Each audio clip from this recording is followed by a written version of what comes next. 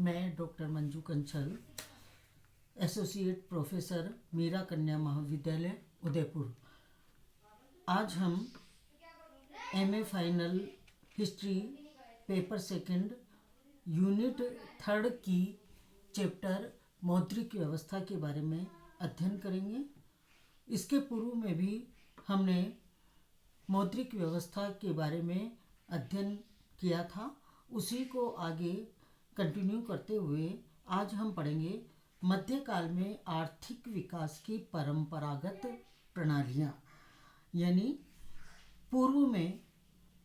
परंपरा के रूप में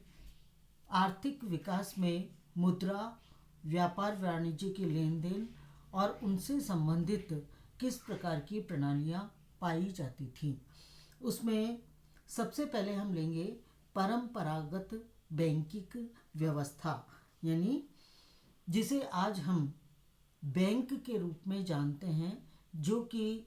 जनता से सामान्य नागरिक से लेन देन का कार्य करते हैं और ये हमारी राजकीय व्यवस्थाएं स्थापित की गई हैं। उसी संदर्भ के अंतर्गत, उस काल के अंतर्गत मध्यकाल में बैंकों की व्यवस्था किस प्रकार की गई थी या उसके सिमिलर किस प्रकार की व्यवस्था पाई जाती थी। ये बात स्पष्ट हो चुकी है कि मध्यकाल में पूंजीगत संबंधों का विकास निरंतर हो रहा था और आर्थिक जीवन में ऐसा कोई भी क्षेत्र नहीं था जहाँ पर किसी न किसी रूप में इस बैंकिंग व्यवस्था का विकास नहीं हुआ हो। और इस पहलू को, पूंजीगत संबंधों के पहलू को देखने के लिए हमें प्रमुख रूप से ग्रामीण और शहरी विकास को देखना होगा। और ग्रामीण समाज में जो बचत होती थी वो नकदी के रूप में मुख्यालय लेवल पर जाती थी और कस्बे से मुख्यालय जब पहुंचती थी तो मुख्यालय से कस्बे से यह राज्य को भेजा जाता था। यानी जितनी बचत होती थी उस बचत का एक बहुत बड़ा भाग नगद के रूप में गांव कस्बों में भेजते थे, कस्बे राज्य में भेजते थे और इस प्रकार से यह चेन चलती थी। अब ये जो भेजे जाते थे नगद, एक्स्ट्रा जो मनी होती थी, नगद जो भेजा जाता था, उसका प्रमुख रूप से ऐसी व्यवस्थाएं क्यों हुई और किस प्रकार से ऐसी व्यवस्थाओं का कारण क्या रहा। और उसमें प्रमुख रूप से यदि हम देखें तो हम पाते हैं कि इस नकदी का जो ये चेन निर्धारित की गई, उसमें सैनिक और व्यापारिक मांग की पूर्ति के लिए पूंजी का एक स्थान से दूसरे स्थान पर स्थानांतरण किया गया। कई बार राज्य की अग्रिम भुगतान की मांग हुआ करती थी, उस मांग को पूरा करने के लिए यह व्यवस्था करनी पड़ी और कई बार राज्य और अन्य व्यक्तियों द्वारा ऋण के रूप में रुपया प्राप्त करने की आवश्यकता होती थी और इन्हीं आवश्यकताओं के कारण धन वहन पत्र, जिसको कि मध्यकाल में हुंडी के नाम से पुकारा जाता है, धन वहन पत्र, यानी एक, इसका मतलब होता था कि एक बीमा पत्र और ऋण अदायगी की सुरक्षा संबंधी पत्र तैयार किया जाता था, प्रचलित किया जाता था और उससे धन का लेन देन सुरक्षित रूप में किया जाता था। इसको हुंडी के नाम से पुकारते थे। यानी इस व्यवस्था को मध्यकाल में व्यावसायिक शब्दावली में धन वहन पत्र या धन मांग पत्र या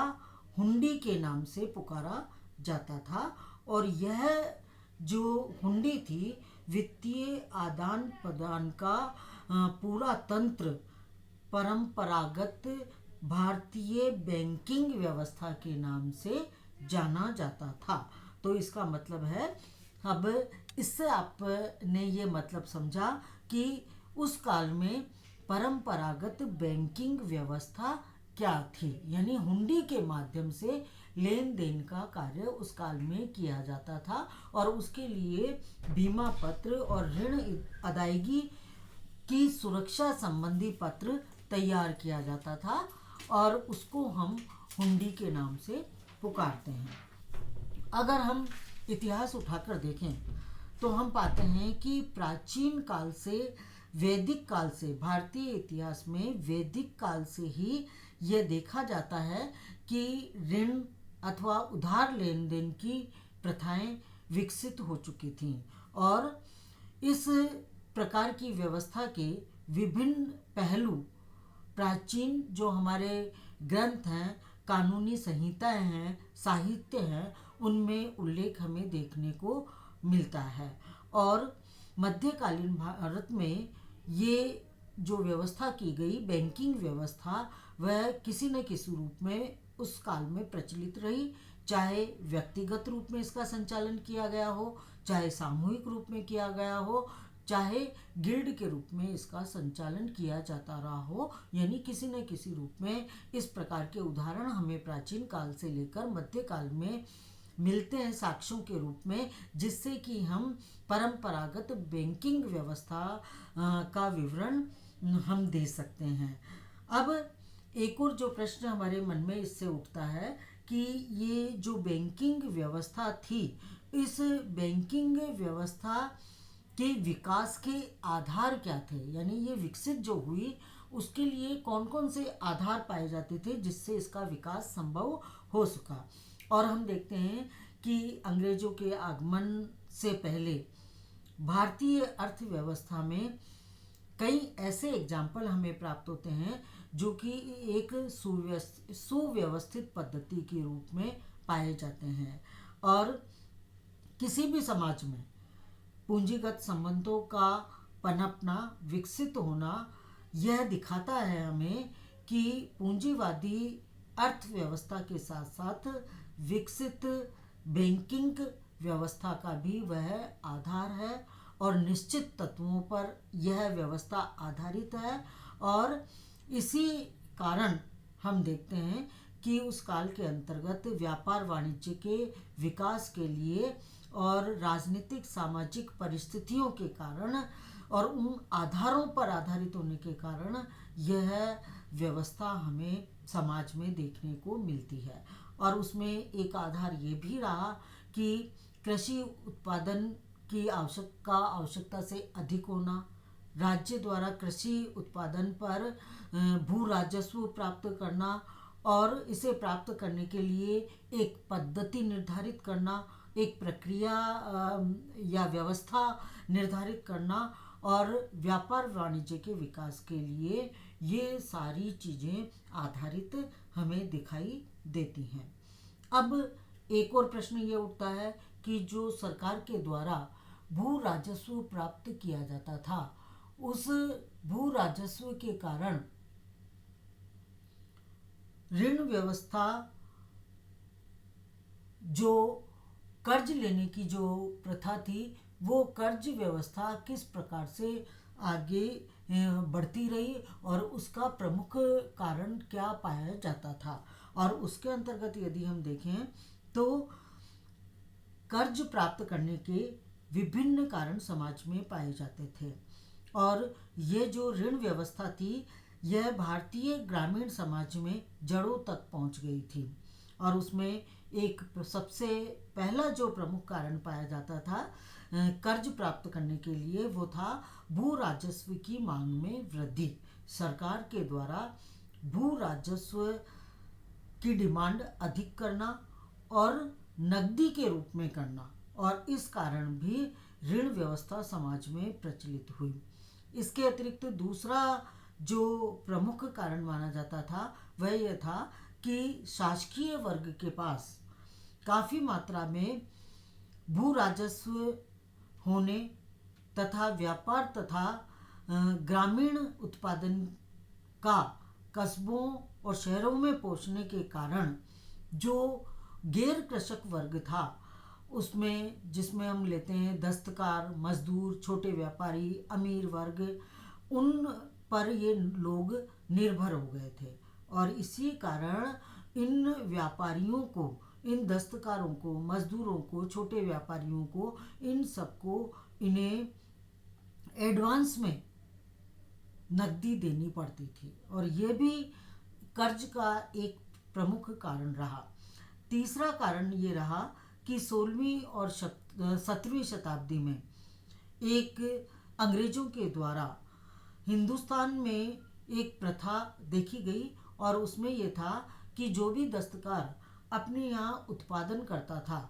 उसके लिए अगर किसी के द्वारा एडवांस में उस उत्पादन को खरीदने की बात की गई तो उस खरीद के लिए उसको अग्रिम मूल्य चुकाना पड़ता था और इस कारण भी कर्ज लेने की प्रथा प्रारंभ हुई। चौथा कारण ये था कि जो अमीर वर्ग था समाज में, उस अमीर वर्ग को सैनिक अभियान पर जाना पड़ता था और सैनिक अभियानों पर जाने के लिए लोगों को जुटाना पड़ता था, सैनिकों को जुटाना पड़ता था और इसी कारण उनको अग्रिम राशि देनी पड़ती थी या उनको धन देना पड़ता था और उस धन जुटाने के लिए इस अमीर वर्ग को अमीर सर्राफों और व्यापारियों पर निर्भर रहना पड़ता था और इसी कारण उनसे उनको कर्ज लेना पड़ता था और यह भी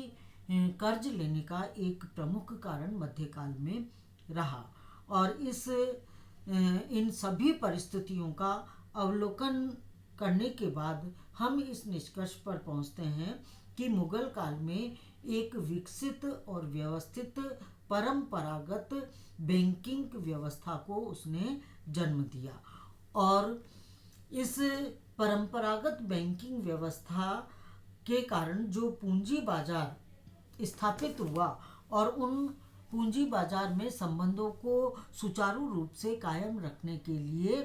धन के आदान प्रदान के लिए, वित्त के आदान प्रदान करने के लिए मध्यकाल में हुंडी बैंकिंग व्यवस्था का एक महत्वपूर्ण अंग बन गई। अब बैंकिंग व्यवसाय के कार्य क्या थे? जो ये बैंकिंग व्यवसाय यानी हुंडी के द्वारा जो वित्त का आदान प्रदान किया गया और जो उधार देने की जो प्रक्रिया प्रारंभ हुई, ऋण देने की जो प्रक्रिया प्रारंभ हुई, उसमें जो महाजन, बोरा, साहू, सर्राफ आदि ऋणदाताओं का जो सहयोग रहा, तो ये ऋणदाता जो थे ये इनका कार्य क्या था? और इनका कार्य केवल ऋण देना नहीं था बल्कि मुद्रा बदलना, हुंडी द्वारा धन का विनिमय करना, धन को जमा करना। जिस प्रकार से एक बैंक में क्या कार्य किया जाता है, जिसमें हम देखते हैं कि कर्ज देते हैं बैंक, आधुनिक अगर बैंक का अवलोकन आप करें जिसकी डीलिंग आप हमेशा करते आए हैं, तो उसमें लोगों का अतिरिक्त धन जमा किया जाता है, उनको उधार दिया जाता है, ऋण दिया जाता है और मुद्रा एक्सचेंज का कार्य भी किया जाता है। तो ये जो सारे कार्य हैं उस काल में हुंडी के माध्यम से किए जाते थे और प्रमुख रूप से एक वर्ग था जो ये कार्य संपन्न करता था और उस वर्ग में जो लोग होते थे वो महाजन, बोरा, साहू, सर्राफ के नाम से पुकारे जाते थे।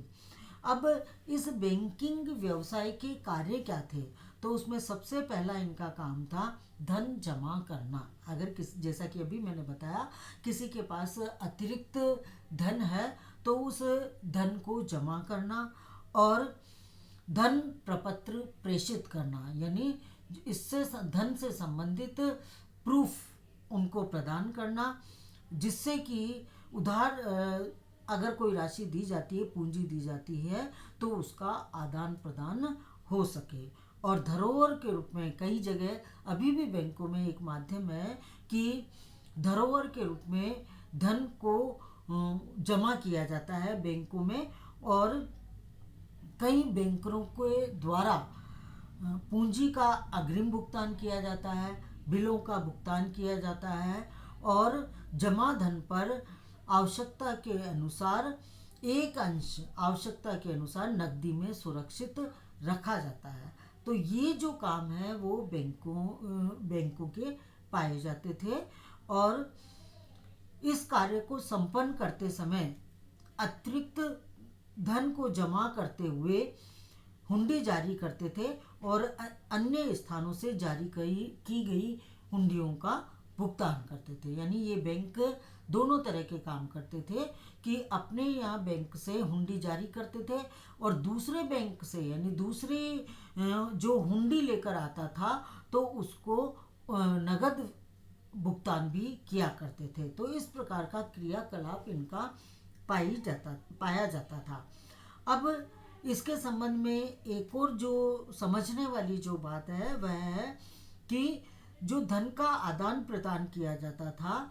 उस धन के आदान प्रदान के लिए ऋणदाताओं का ऐसे कई उदाहरण आपको मिल जाएंगे जिनको कि परंपरागत बैंकरों में भनाई या भुनाई, जिसको हम कहते हैं भुनाई विनिमय प्रथा के नाम से उस काल में पुकारा जाता था। और उसमें दो प्रकार के वित्तदाता हुआ करते थे। एक वित्तदाता था शहरी वित्तदाता और दूसरा था ग्रामीण वित्तदाता। और ग्रामीण वित्तदाता में महाजन और बोहरा हुआ करते थे और दूसरा शहरी वित्तदाता के अंतर्गत बड़े बड़े व्यापारी, छोटे व्यापारी, इनको शामिल किया जाता था। अब इनके जो कार्य प्रणाली थी यानी एक स्थान से दूसरे स्थान पर गांव से शहर से गांव में किस प्रकार से ये धन का लेन देन किया जाता था, अगर उस व्यवस्था को यदि हम समझें तो सबसे पहले जो ग्रामीण वित्तदाता हुआ करता था उसके पास शहर से एक पत्र बिल का भुगतान करने के लिए, यानी शहर से जो व्यापारी गांव में बिल लेकर आता था और उस बिल का भुगतान प्राप्त करने के लिए वह आवेदन करता था ग्रामीण ऋणदाता के पास। और ग्रामीण जो ऋणदाता था वो शहर के ऋणदाता के प्रतिनिधि के रूप में जो धन उसने वसूल किया था वो धन अपने पास रखता था और उस संग्रहित राशि के विरुद्ध वह शहरी वस्तुओं का भुगतान करता था। और इस प्रकार से वह ग्रामीण वित्तदाता बैंकर के रूप में कार्य करता था। इसको समझने के लिए आपको थोड़ा सा गहराई से इस पर ध्यान देना होगा। इसके अतिरिक्त अब हम समझेंगे दूसरा, हुंडी व्यवस्था क्या थी, यानी हुंडी व्यवस्था का किस प्रकार से विस्तार किया गया था और इसमें कौन कौन से पहलू पाए जाते थे। सबसे पहले हम लेंगे हुंडी व्यवस्था का अर्थ क्या है और उसमें हुंडी, इसके अर्थ को समझने के लिए आपको इसका किस प्रकार से अध्ययन करना होगा ये आप देखेंगे। हुंडी अथवा हुंडवी एक विनिमय बिल था। विनिमय बिल क्या था? अब जिसमें एक निश्चित स्थान पर वर्णित धन राशि के भुगतान का वचन दिया होता था। एग्जाम्पल के रूप में यदि आप देखें, इसका जो मतलब है कि एक निश्चित स्थान पर, जैसे उदाहरण के लिए जयपुर टू उदयपुर, हम हुंडी व्यवस्था का उदाहरण देखेंगे। यानी जयपुर से हमें अपनी धनराशि जो बहुत ज़्यादा है और अगर हम उसको अपने किसी वाहन के माध्यम से किसी और तरीके से स्वयं लेकर उदयपुर तक आते हैं तो चोर डकैतियों के द्वारा चोरी होने का और अन्य प्रकार के खतरे को मद्देनजर रखते हुए उस काल के अंतर्गत ये व्यवस्था की गई थी। इनके जो एजेंट होते थे वह उदयपुर में भी होते थे और उनको एक प्रपत्र दिया जाता था, यानी कितनी धनराशि उनको उदयपुर में उस कस्टमर को देनी है, यह व्यवस्था और यह उस पत्र में लिखा जाता था और वह उस माध्यम से उस बिल को लेकर, उस पत्र को लेकर जयपुर से उदयपुर पहुंचता था और उस ऋणदाता से मिलता था और वह उतना ही पेमेंट उसको दे देता था। तो ये जो व्यवस्था है वह कहलाती है हुंडी व्यवस्था, जिसे कि विनिमय बिल के नाम से पुकारा जाता था। और मुगल काल में भारत में इसका प्रचलन सर्व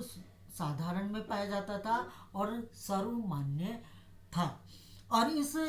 के कई उदाहरण हम देख सकते हैं। उसमें जो हमारा एक अंग्रेज इतिहासकार है टर्वेनियर, उसने ये कहा है कि भारत में ऐसा कोई गांव नहीं होगा, यानी बहुत छोटा अगर गांव हो उसके बारे में हम नहीं कह सकते, यानी थोड़ा सा भी अगर बड़ा गांव है तो ऐसा कहीं भी हमें नहीं मिलेगा कि वहाँ पर सर्राफ नहीं हो या बैंकर के रूप में मुद्रा का भुगतान या विनिमय पत्र जारी करने वाला नहीं हो। यानी टवेर्नियर का ये कहना है कि कस्बे में, बड़े गांव में, हर जगह पर ऐसे बैंकर भारत में पाए जाते थे जो कि इस प्रकार का भुगतान करते थे और विनिमय पत्र जारी करते थे। और इसका एक उदाहरण स्वयं उन्होंने लिखा है अपनी पुस्तक में, और उन्होंने ये कहा है कि मराठा पीरियड का एक उदाहरण है कि शाइस्ता खान ने अपने खजांची को औरंगाबाद के लिए हुंडी जारी करने के आदेश दिए।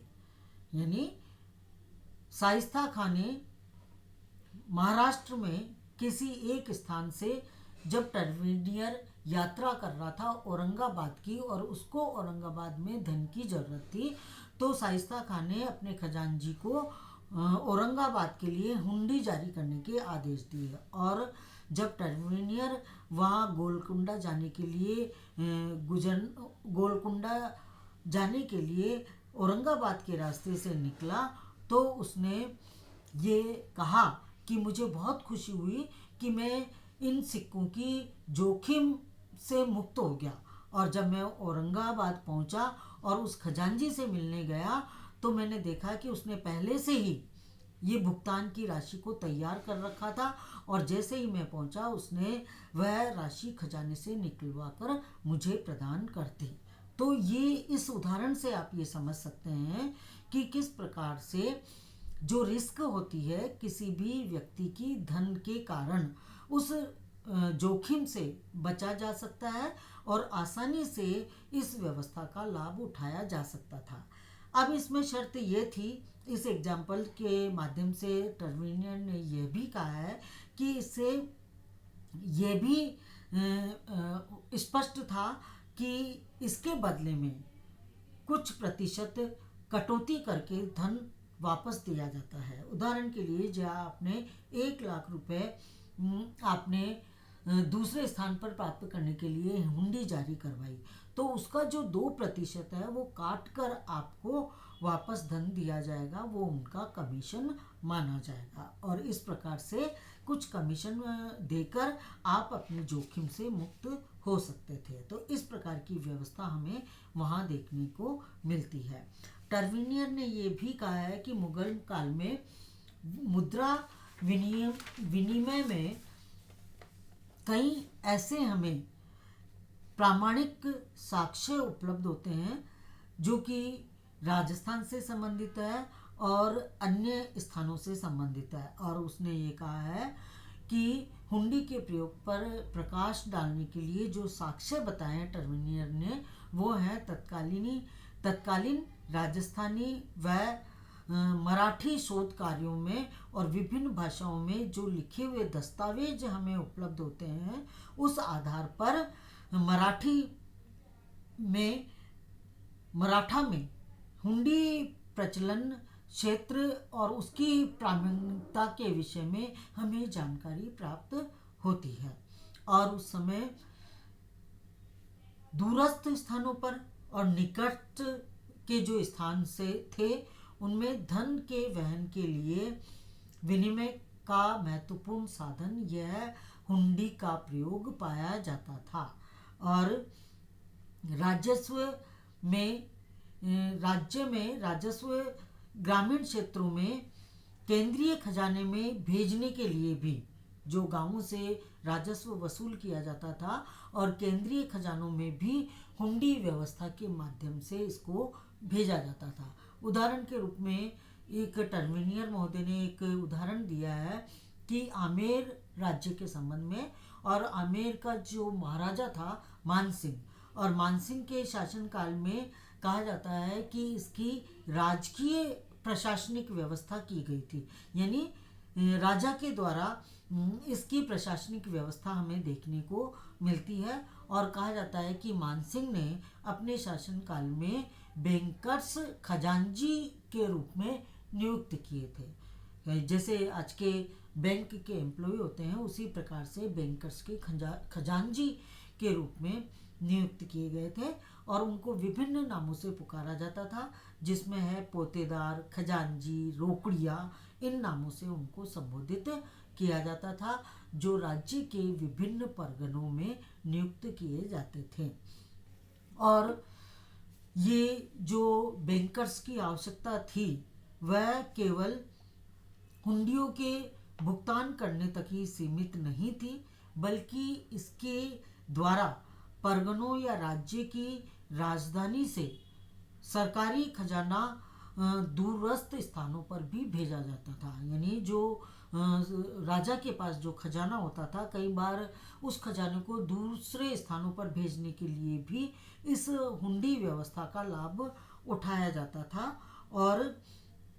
कस्बों में बैंकर्स के आड़तिया होते थे, और वह ये काम अन्य बैंक के जरिए करते थे, और इस प्रकार से उस काल के अंतर्गत हुंडियों का प्रचलन देखने को हमें मिलता है। और इसी प्रकार से ये प्रमुख बैंकर्स का यदि हम उदाहरण देखें तो विदेशी व्यापार में भी न केवल भारत के आंतरिक भागों में व्यापार के लिए, बल्कि विदेशी व्यापार में भी इस प्रकार की हुंडी व्यवस्था का लाभ उठाया जाता था। ये बैंकर्स व्यवस्था हमें देखने को मिलती है, और टर्मिनियर महोदय ने इस प्रकार से भारतीय जो वित्तदाता थे, बैंकर्स थे, उनकी क्षमता के उदाहरण हमें दिए हैं। और उसमें सबसे पहला जो उदाहरण हमें दिया है वो अहमदाबाद का है। और अहमदाबाद के कहा जाता है कि एक अंग्रेजी फैक्ट्री थी, यानी अंग्रेजों की एक फैक्ट्री अहमदाबाद में पाई जाती थी। और अहमदाबाद में एक प्रसिद्ध बैंकर था जिनका नाम था शांतिदास,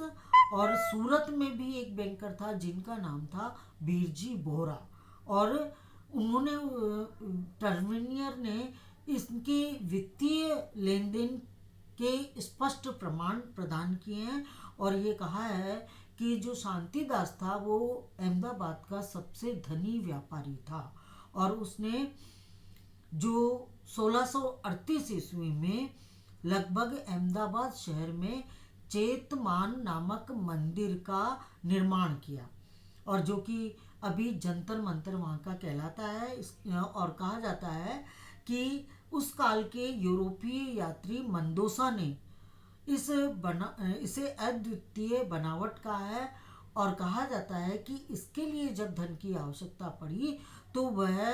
कार्य इन्होंने शांतिदास जी ने प्रतिपादित किया। और कहा जाता है कि बादशाह भी इसको नगर सेठ मानते थे, अहमदाबाद का नगर सेठ इन्होंने इसको स्वीकार किया था। और इसी प्रकार से सूरत के जो वीरजी बोरा थे वो भी इसी प्रकार के दृष्टांत उनके माध्यम से प्रस्तुत किए जाते हैं। और ये जो व्यापारी थे